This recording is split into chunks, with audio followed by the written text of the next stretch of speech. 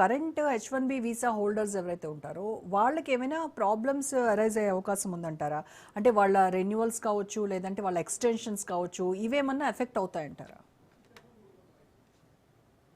IT రంగంలో ఉండి మీరు టాలెంటెడ్ అయ్యి ఉండి అక్కడి అవసరాలు తీరుస్తున్నంత కాలము వీళ్ళకి ఏ సమస్య లేదండి. ముఖ్యంగా ఏమంటాము, తెరవనికి వీటిలో లేరు. మీ క్యారెక్టర్ చాలా క్లీన్ గా ఉన్నప్పుడు ఏ సమస్య లేదు. ఇప్పుడు కాకపోతే రిన్యూవల్స్ కాస్త వాయిదా పడుతున్నాయి. బట్ తప్పకుండా ముఖ్యంగా అక్కడ నివసిస్తున్న వాళ్ళైతే చాలా గట్టిగా చెప్తున్నారు, అందరికీ వస్తాయి, తప్పకుండా వస్తారు.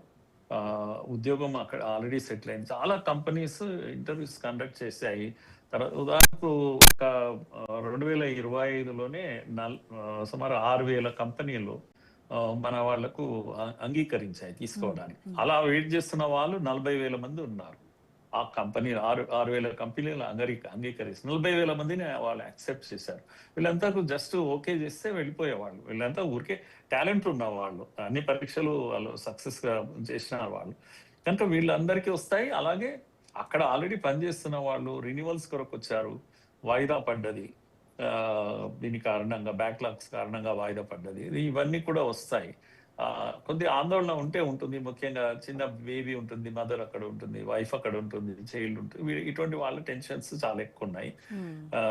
ట్రంప్ యొక్క దుందుడుకుతనం కారణంగా ఉంటుంది. కానీ వీళ్ళందరికీ వస్తాయండి, ఎందుకంటే వాళ్ళ అవసరం కూడా ఉంది. అమెరికా కంపెనీస్ కూడా వాళ్ళకి మనుషులు లేరు అక్కడ, ఇంత గొప్ప టాలెంటెడ్ ఉన్న మనుషులు ఏం లేరు. ఇప్పటికైతే చెప్పుకోవడానికి ఒక ఓటు బ్యాంకును గట్టిగా చేయడానికి, చూడండి నేను మీతో ఉన్నానని చెప్పుకోవడానికి ట్రంప్ ఈ పాలసీ తీసుకున్నాడు. వాస్తవం కూడా శృతి మించిన పోయి వీళ్ళు వలసదారులు అక్కడ ఎక్కువ అయిపోయింది కనుక ఫేక్ వలసదారులు వీళ్ళంతా కూడా జినాయిన్ వలసదారులు కాదు. వాళ్ళ వల్ల చాలా ప్రమాదం కూడా ఉంది అమెరికాకు. ఇది ఒక బ్యాలెన్స్ చేసేంత వరకు డిస్టర్బెన్స్ ఉంటుంది. కొంతకాలం పోతే నేను అనుకుంటాను తప్పకుండా అక్కడ వ్యవస్థలు బలంగమైన వ్యవస్థలు కనుక ఇవన్నీ కూడా స్టాంపింగ్ అది అయిపోయిన తర్వాత, సోషల్ మీడియా స్క్రీనింగ్ ఇలాంటివి అయిపోయిన తర్వాత తప్పకుండా వాళ్ళు చెప్తున్నారు, మీ face is the index of mind అని ఒక సేయింగ్ ఉంది. కానీ ఇప్పుడు అమెరికాలో అధికారులు ఏమంటున్నారు అంటే, it is not your face, we don't believe in your face, your Facebook is the index of your mind అని చెప్తున్నారు. ఎందుకంటే ఫేస్బుక్ అన్ని రికార్డ్ అవుతుంది కనుక. సో ఇలాంటివి అన్ని వాళ్ళు జాగ్రత్త తీసుకుంటున్నారు. ఒక ట్రంప్ దుందుడుకు అనే అనొద్దు, వాళ్ళ మిషనరీ చాలా బలమైన మిషనరీ కనుక వలసవాదుల్లో ఎంతమంది నిజమైన వాళ్ళు, ఫేక్ ఎంతమైన వాళ్ళు, ఫేక్ మాత్రం తప్పకుండా పంపించేస్తారు వాళ్ళు. ముఖ్యంగా ఈ ఇస్లామిక్ కంట్రీస్ నుంచి వచ్చిన వాళ్ళతో థ్రెట్ ఉంది. ఇండియాలో నుంచి వచ్చిన ముస్లిం అనంగా కూడా వాళ్ళు భయపడతా ఉన్నారు. ఇవన్నీ కొద్దిగా క్లియర్ అయ్యేంత వరకు ఉండే సమస్యలే తప్పితే ఇవన్నీ రీషెడ్యూల్ అవుతున్నాయి. అన్ని వీసాలన్నీ రీషెడ్యూల్ అవుతున్నాయి, అందరికి కూడా వస్తున్నాయి. మీరు చెప్పినట్టుగా కాలిఫోర్నియా తర్వాత అత్యధికంగా టెక్సాస్ లో వాళ్ళు ఉన్నారు. ఇప్పుడు టెక్సాస్ గవర్నరే గట్టిగా కూర్చున్నాడు. అది చాలా ఎక్కువ మంది నష్టపోయే పరిస్థితి అక్కడే ఏర్పడ్డది. అందుకే సో ఇప్పుడు మరి అంటే ట్రంప్ అడ్మినిస్ట్రేషన్ ఈ పాలసీని నేషనల్ వైడ్ గా ఇంప్లిమెంట్ చేస్తుందంటారా, లేదు అని అంటే ఓన్లీ టెక్సాస్ వరకే పరిమితం చేస్తుందా? తప్పకుండా నేషన్ వైడ్ చేస్తాడు ఆయన. ట్రంప్ మానసిక స్థితి మనకు తెలుసు కనుక ఆయన ఊరికే ఉన్నాడు. ఇప్పుడు మజా వస్తుంది, దీంట్లో ఎంజాయ్ చేస్తాడు.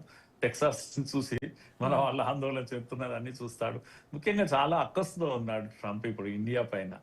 తాను టారిఫ్లు పెట్టాకని గొడవంతా మొదలైంది. మొండివాడు, శృతి మించిన టారిఫ్ పెట్టాడు. రష్యా నెపం చూపాడు కానీ టారిఫ్ పెట్టి మనం లొంగదీయాలని అనుకున్నాడు. కానీ ఆయన అనుకున్నట్టుగా మనం లొంగలేదు.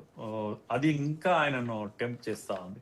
అందుకే ఎంత దిగజారాడంటే పాకిస్తాన్ మునీర్ను వీళ్ళని కూడా తీసుకొచ్చి బిర్యానీ పెట్టి ఆనందిస్తున్నాడు. కానీ ఇవన్నీ ముఖ్యంగా నిన్న జరిగినటువంటి EU ఏదైతే మదర్ ఆఫ్ ఆల్ ఇదంటా డీల్స్ అంటామో, అలాంటి డీల్ జరిగేసరికి ఆయన ఇది బియాండ్ ఈజ్ ఇమాజినేషన్. 20 ఏళ్ళ నుంచి పెండింగ్ లో ఉన్న ఒక సమస్య క్లోజ్ అయిపోయింది. ఇక మనకు ఇంకా అమెరికా పైన డిపెండెన్సీ కూడా భారీగా తగ్గబోతుంది. EU మెంబర్స్ కూడా ఇసుగు వచ్చింది ఒక రకంగా చెప్పాలంటే. వాళ్ళ కుటుంబ సభ్యులు వీళ్ళంతా కూడా. యూరోపియన్ యూనియన్ అంటే ఏముంటుంది, అమెరికా యొక్క కుటుంబ సభ్యులు లాంటి వాళ్ళు వీళ్ళు. అలాంటిది వాళ్ళకే విసుకొచ్చేసింది. ఈ అమెరికా ఏం చేస్తుందో తెలియదు మనకు. అమెరికా మనకు అనుకూలంగా ఉంటుందా, మనకు వ్యతిరేకం అనేది కూడా అర్థం కాని నాటో కంట్రీస్ కానీ EU కానీ అందరూ విసుగు చెంది ఉన్నారు. అందుకే నేరుగా ఇక్కడికి వచ్చేస్తాం. ఒకప్పుడు EU మనం అంటే కూడా చాలా కోపమే. మన ఫార్మసీని మొత్తం 700 కంపెనీస్ బ్యాన్ చేశారు వాళ్ళు. కోవిడ్ టైంలో కూడా మన పైన వాళ్ళు చాలా ఇదిగా ఉండారు. తర్వాత ఇప్పుడు మార్చుకుంటూ వచ్చేసారు. అయ్యో ఇండియానే స్టేబుల్ గా ఉంటుంది అనేటువంటి ఒక పరిస్థితికి వాళ్ళు వచ్చేసారు.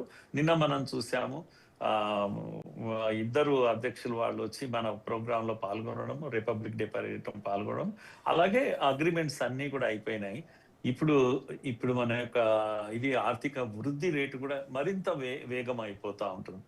కనుక ఇంతగా డిపెండెన్సీ ఎదురు చూసి కళ్ళ కాయలు పెట్టుకొని ఎదురు చూసాం. ఏమీ అనకుండా కూర్చున్నారు మోడీ గారు. మరి అందరు మన దేశంలో అందరు ఏమన్నారంటే, ఏంటి వాడు ట్రంప్ అంతగా అంటుంటే కూడా మోడీ ఏమన్నాడు, ఎందుకు, ఏం నేరం చేశాడు అని ఇట్లా మాట్లాడిన వాళ్ళు కూడా ఉన్నారు. కానీ డిప్లొమసీలో అది కాదు. డిప్లొమసీలో ఎప్పుడు కూడా మోడీ అనే ఒక వ్యక్తి కాదు, ఆయన 140 కోట్ల మంది వాయిస్ అది. కనుక ఆచితూచి మాట్లాడడం, అవసరాన్ని తగినంతనే మాట్లాడడం అనేది ఆయన చేశాడు. అలా ఆయనతో ఎక్కడ కూడా తగ్గకుండానే మేము తగ్గిస్తున్నాను, రష్యా నుంచి ఇవి కూడా తగ్గిస్తున్నాను అని కూడా చెప్పాడు. అయినా సరే ఆయన దుందుడుకుతనం ఆపలేదు. ఈయూతో ఈ రోజు సెట్ అయ్యారు.